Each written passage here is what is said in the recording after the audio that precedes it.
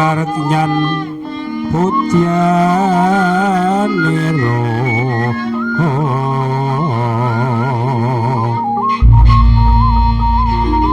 sang Dwicamara brengang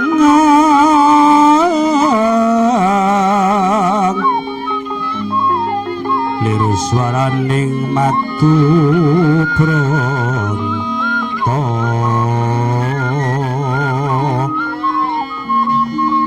manungsun sarining puspita sarining puspita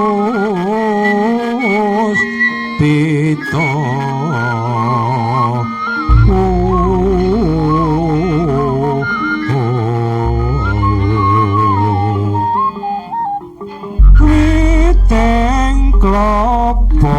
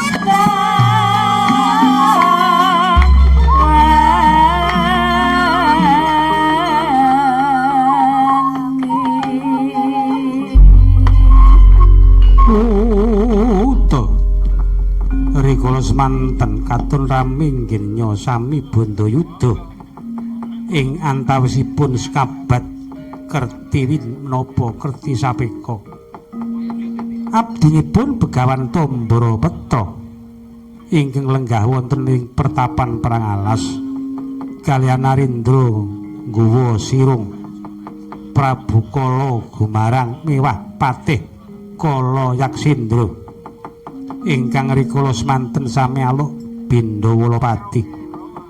Nang wedaling samangke sekabat Kerti Sampeka melajar budidaya utawi upati sesembanira kanthi lampahipun Kerti Sampeka wedaling samangke pinangka pitedah Kala Gumarang anggenipun badhe mbujung wanudya kekalih miwah Sang Topo Penemban Tambara Petra.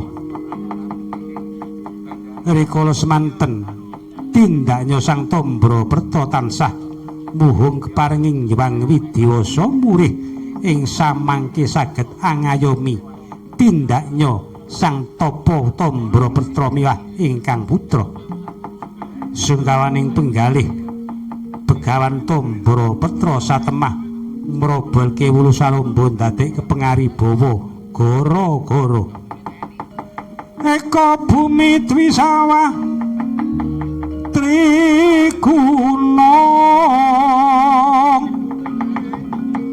trigunung catur samudra Pancataru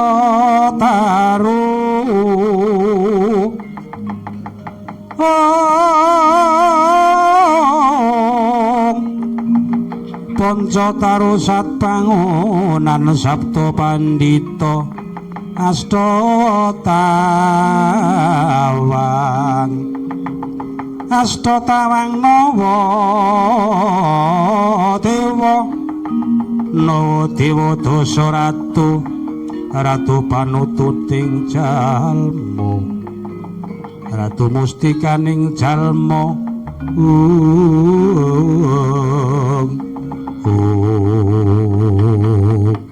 goro-goro goro-goro bumi kijang kanjing langit kelap-kelap ku bumi kaya tangkep-tangkepo karo langit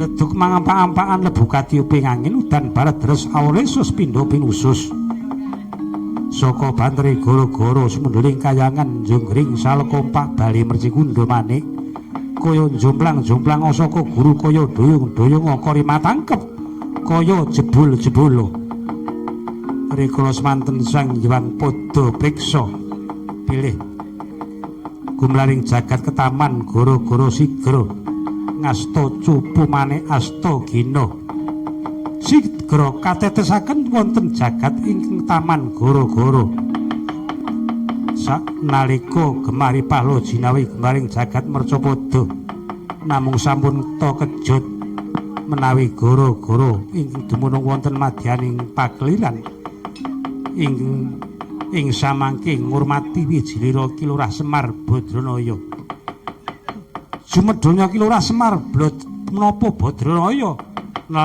nelasak wonten wana prahagan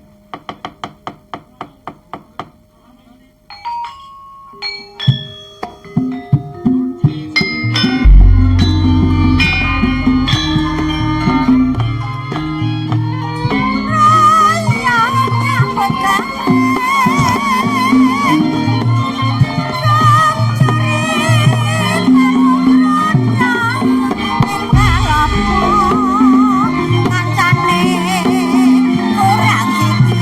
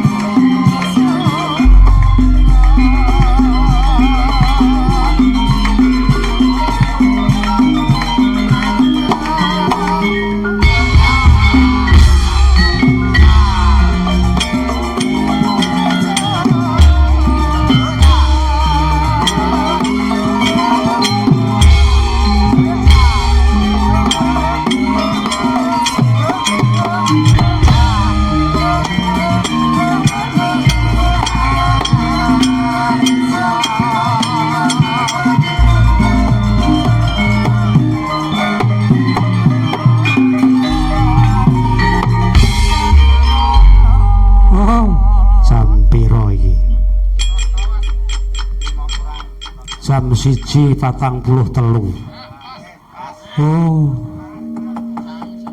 aku mau ngira narak sida mayang apa ora. Nane yo alhamdulillah, alhamdulillah terang. Iki mau bareng wari punagi kok yo kersane Hyang Widiwasa udan tiba. Alhamdulillah udan tiba kok yo le pasang tenda putuku Wardi kok ya ora tertib ngono lho. Ngantek leren pirang-pirang jam. Jur dinguk iki ora dicowok apa ora iki ngono. Cowok-cowok wis karo nyangesak kabeh kok ora dicowok. Oh alhamdulillah, alhamdulillah diparingi terang. Ya mung muga-muga sak bungkurku utawa sak bakdane aku sowan menyang kene mengko kadangku ingkang kagungan dalem utawa sing diperloni kantuna manggih rahayu wilujeng sak kabeh. Mengkono ku sing didam-idam sing dijaluk. Merga kabeh mau gumantono ngersane Hyang Widiwasa, aku dhewe ora iso gawe slamet. Sing nemtokke slamet ki Gusti Kang Maha Kuwasa. Dadi sampun ngantos mangke niku njur duwe tembung njur gumantung dalang niku ampun. Dalang niku namung nantarke umpama dikasili alhamdulillah, nek ora ya talah temen ngoten lho. Oh, mung dhewe suwe-suwe kok kecut nek ora nembang.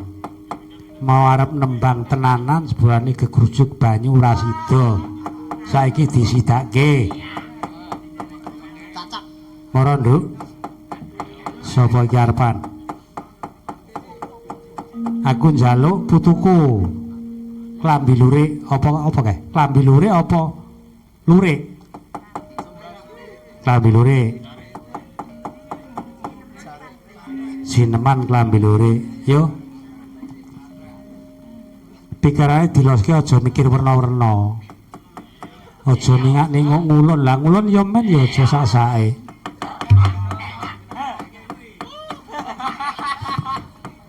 Bareng ngono mbake gur dingak dingu. Mbake wis paham.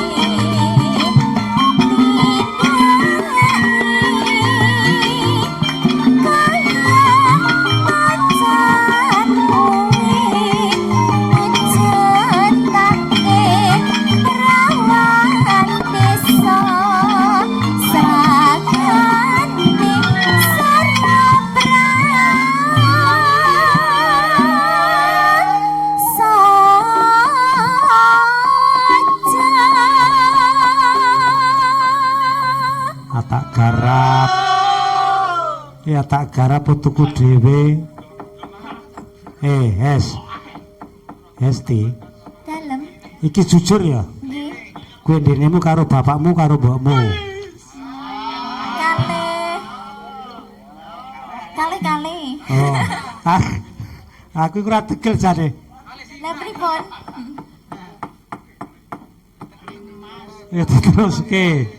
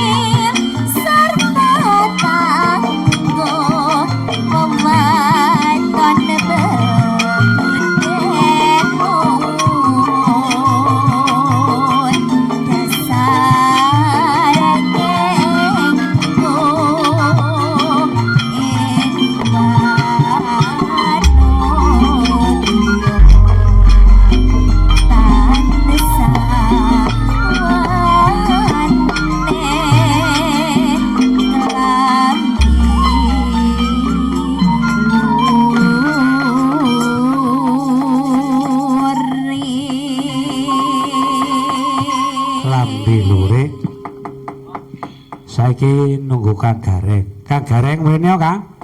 Oh iya terus tak mrono aku njur kon sangu gending apa? Wis sak karepmu. Kono njaluk pemundhut. Arek mundhut apa? Apa sing diapali monggo?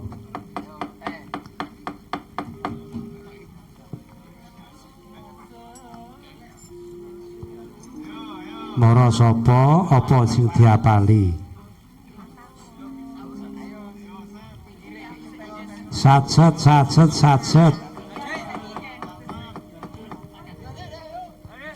Sing rada cepet no iki dicrong Mbah Kembar ke lho.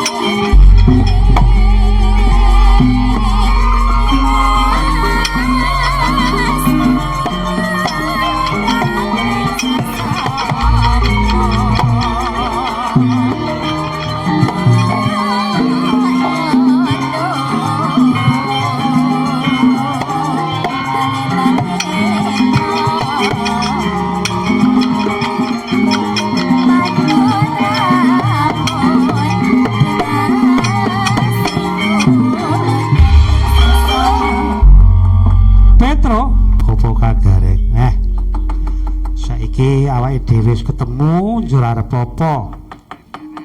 Ya ana awake dhewe tudine iki mung kari ngibur, bawane iki wis awake dhewe nggone nyambut gawe ya kemujane rada piye ya tak anggap gugup mergo nguyak-uyak wektu mergo kahanan iki mau ana udan sawetara. Dadi umpama iki mau kurang sempurna kuwi ya dasare kudune ngono. Mergo nek aku ki nek mayang njur mung tak cepol-cepol kuwi rasane kaya kurang kepenak. Mbuh sak menit, mbuh sak detik kudu pepak. Dadi adekane iki kudu ana ngono lho. Oh, ngono. Mula iki mau gampangane ora perang ning gur cara sithik njur ming sak keblasan. Ngono kuwi dasare tak sengaja mergo ngoyak wektu kabeh men pepak ngono lho. Oh ngono. Dadi aja njur mengko duwe penganggep njur piye ngono ora mergo kahanan. Kahanan iki mono udan iki mulus dhewe. Oh iya ora apa-apa. Sing baku kabeh slamet. Oh iya. Njur karepmu wetu dina iki aku mesti ngembang. Ditembangke karo putuku ya kuwi klambi lurik, njur kuwi arep njaluk apa? Nah iki aku tak semanggake ana putu-putuku, anak-anakku. Adik-adikku. Mergo pepak ya ana putu, ana anak, ana adi, ana Mbak Yu. Wis arep endi sing temandan? Mbak Yu Cange. Dalem. Niki sik kagungan dalem nyuwun tembang campuran sari. Oh, Campur sari. oh nggih campuran sari monggo. Bocah-bocah. Iki bocah-bocah antarane saka sing kula dhewe mengetan sing isih nom-nom. Sing nek mlaku isih kenceng. Nek liyane iki mlaku wis ora dadi.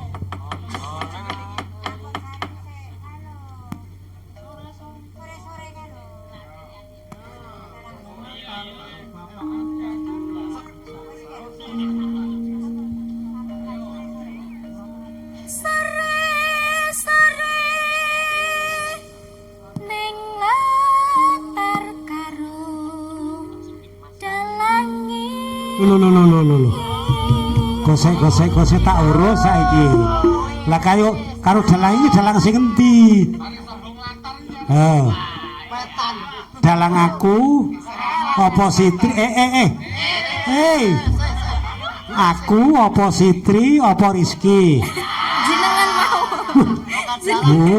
Lah nek aku tok kuwirangan kok kowe. Apa Wahyu? Dalang. Lah nek Mas Wahyu dadi dalang. Dalang ngono lho.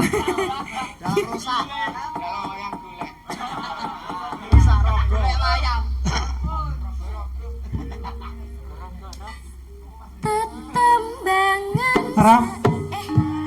Oh iya. Kanca ayo kanca. Kanca ayo kanca. Kanca sing prayitna. Ayo bukan desa. Kanca ayo kanca. Kanca ayo kanca. Kanca sing prayitna. Ayo bukan desa.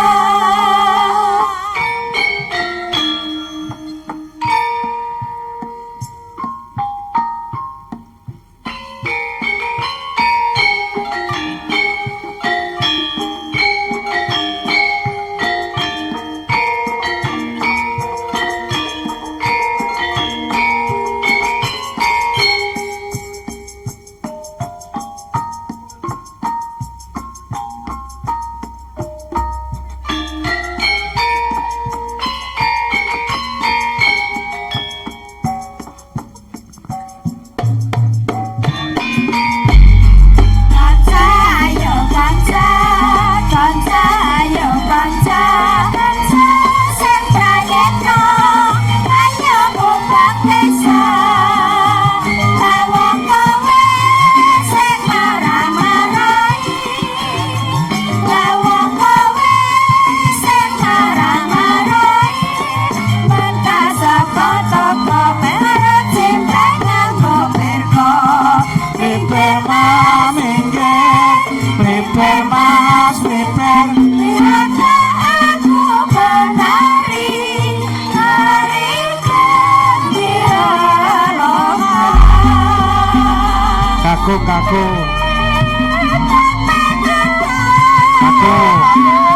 Ape jali.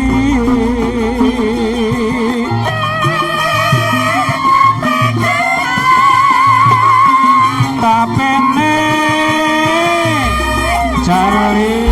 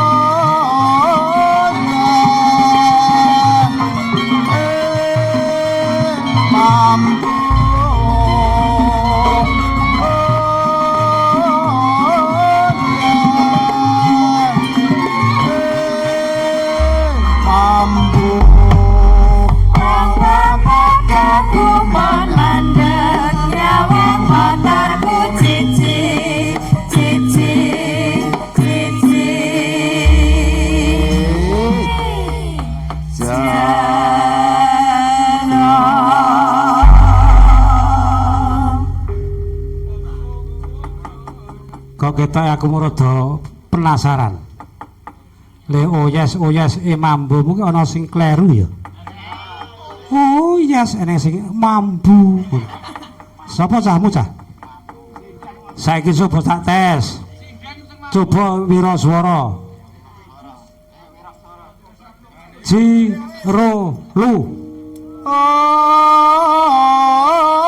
yes.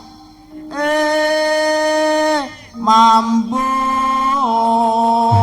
Ana iku yo ora salah nih kok mau ana sing mambu ya. Wayahe. Lah saiki coba Wahyu. Ayo, coba.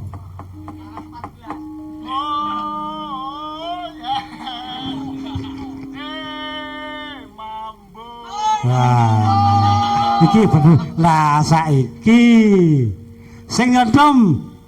Ayo. Oh yes. Mambo. Ketepuk tangan untuk. tak kira ora wani sebelahne wani. Ya syukur. Wah, iki aku wingi dek latihan aku ra teko aku yo dingo iki do nembang apa cah aku ya ngono batinku ya matur nuwun saiki sing sak banjute apa gending campur sari cekat-ceket sapa sing wis apal Nggih sambel kemangi Mbah iya sambel semangi sapa no jenengmu Rimba nggih oh Rimba apa Krimba Rimba Kartika Sari oh, Yus Kartika. Sari ngono kuwi ngopo?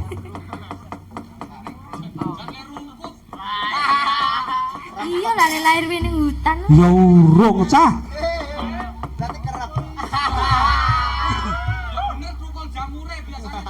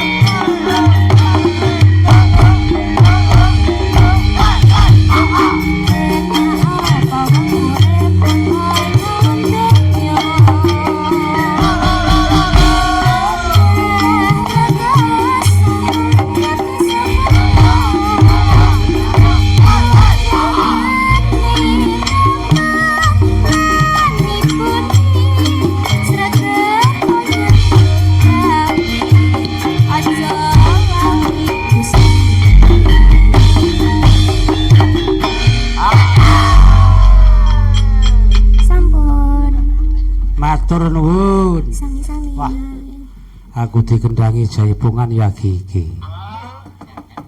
Sapa to kuwi? Putune sing ngendang. Matur nuwun ya Le. Ya sing bab ngendang kuwi latih ana kaya men kaya mbahmu. Ning le ngendang wae sing tok tiru mbahmu kuwi ya. Nek liyane aja niru mbahmu. Parah, kaya kancane. Ya sasem ngono tok omongi kaya ngono ya mesakake ya. Ora ngene Le, sing jeneng ngene iki kesenian iki guyon biasa. Dadi ngono-ngono kuwi aja di wah, ora dolange ngono aja, biasa. Ya kok aku tok jegat wintaos. Ngendi? Padangan. Cilaka engko. Ya. Iwon tunggal malih. Menapa campur sari nodos pundi? Monggo.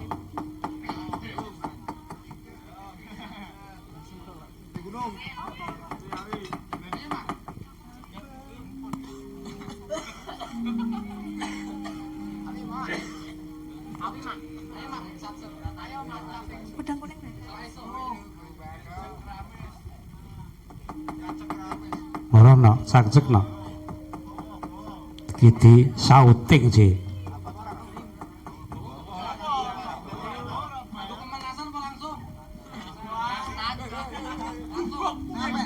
Moroni ini, Rani Moroni.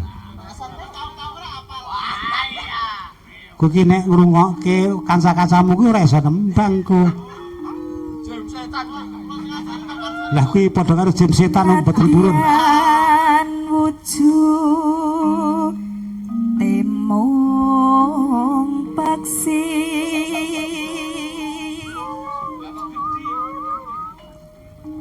Aja ngegurke manuk no.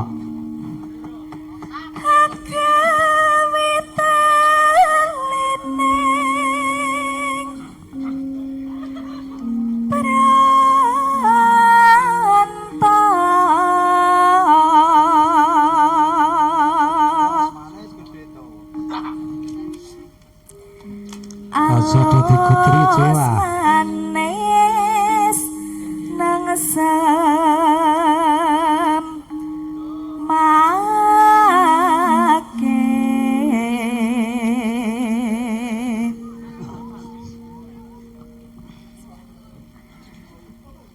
wes minggan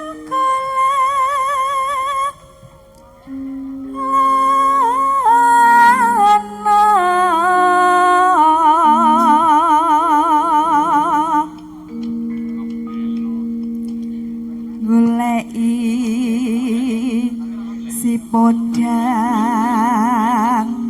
jenar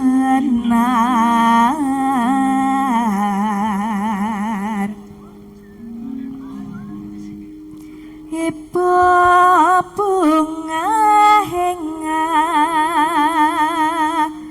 tiku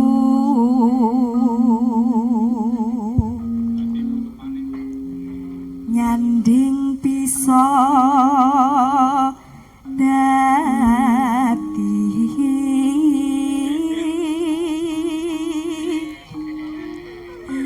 tombo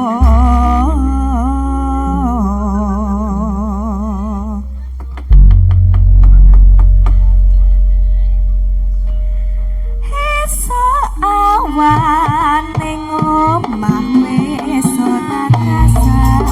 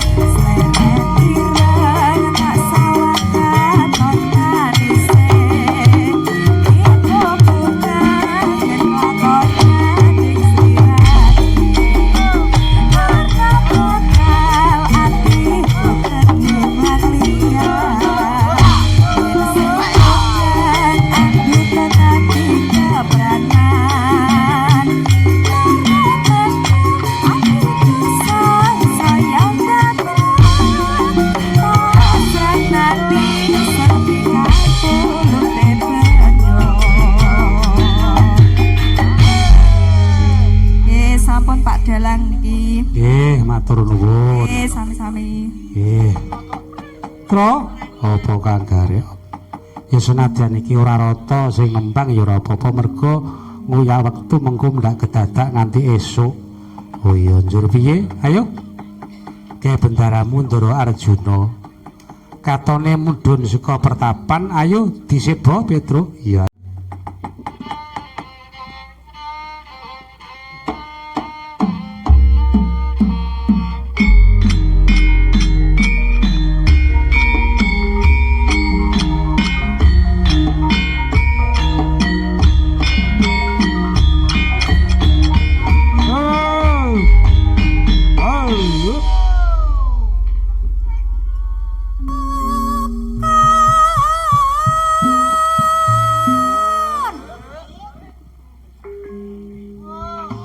Seratus untuk yang enong. Kembang kembang agung mekar mengkrak lan walam kutu tandung kabeh ya gotong rayu aduh bapak kutu tandung kabeh ya gotong rayu. Oh, Sing gampang sing gandul gampangi. Gampang. Gampang. Wah, elok. Sapa iki? Oh, Aji ya. Apik tek. Ayo. rujak nang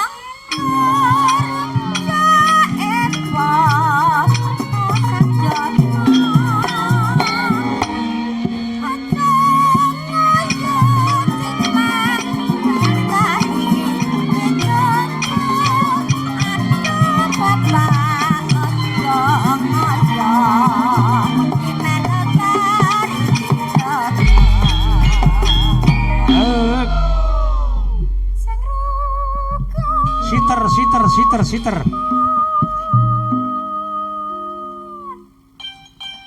Walah. Lah karuwe to le nek mambu.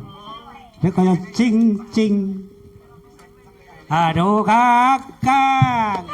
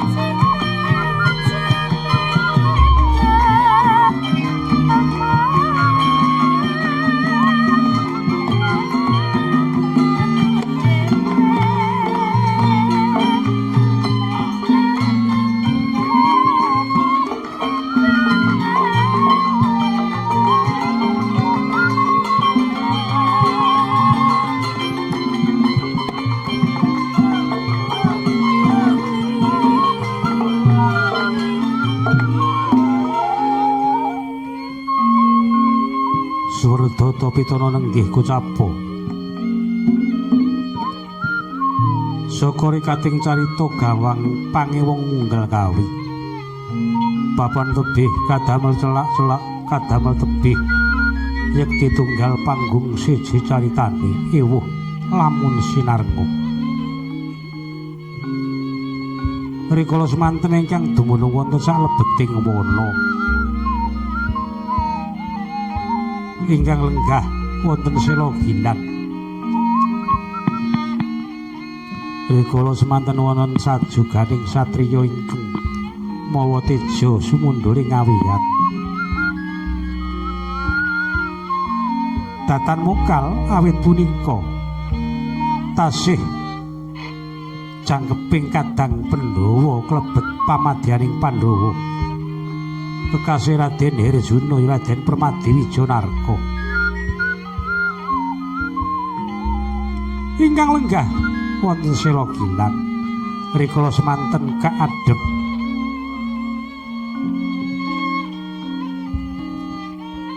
ingkang abdi Panakawan.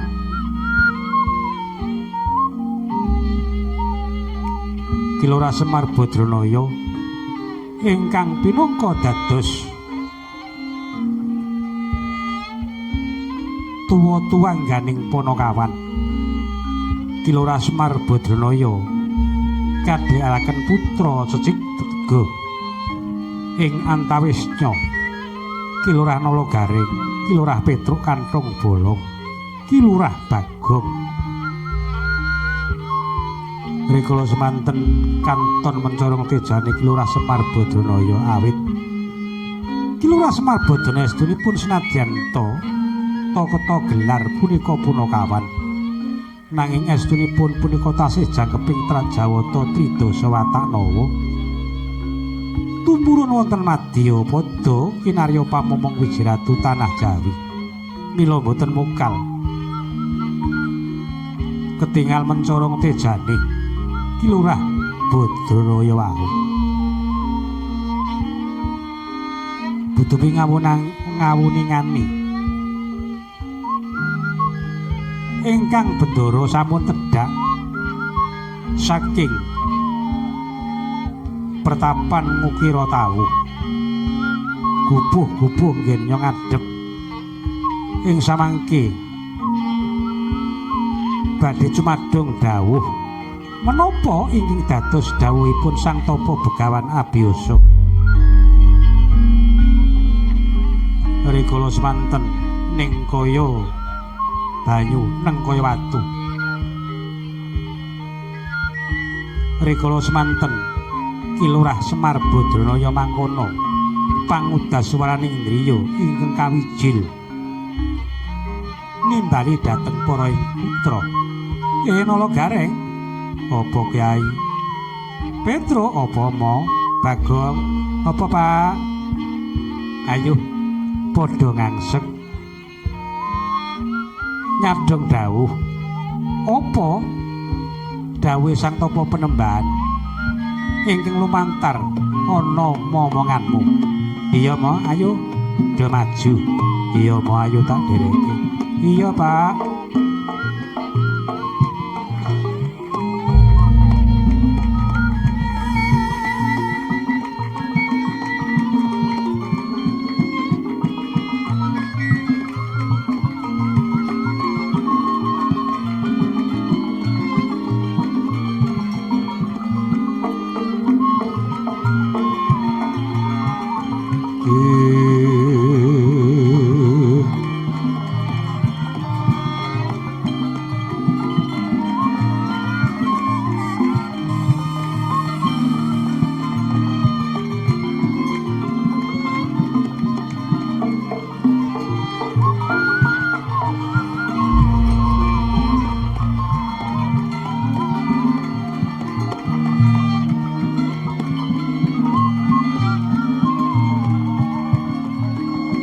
Semarika den prayitna semurire eka bali eka bali